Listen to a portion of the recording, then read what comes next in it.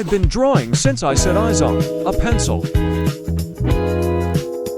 So here are the Best Art Supplies 2026. If you use Posca pens and your drawing end up like this, then this part will be useful.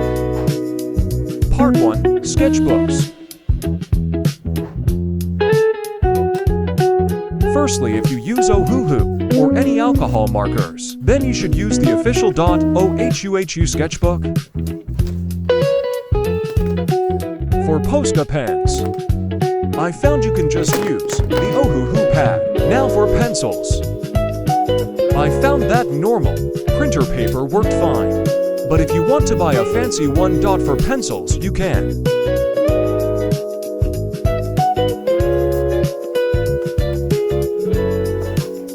Now for the fun supplies. The white Posca pen is perfect for highlights and really brightens and transforms your drawing. The electric eraser, extremely powerful and quick and easy, and perfect for rubbing out guidelines.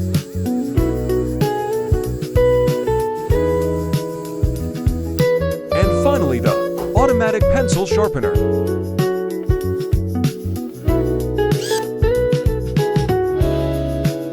Perfect for if you're tired of this.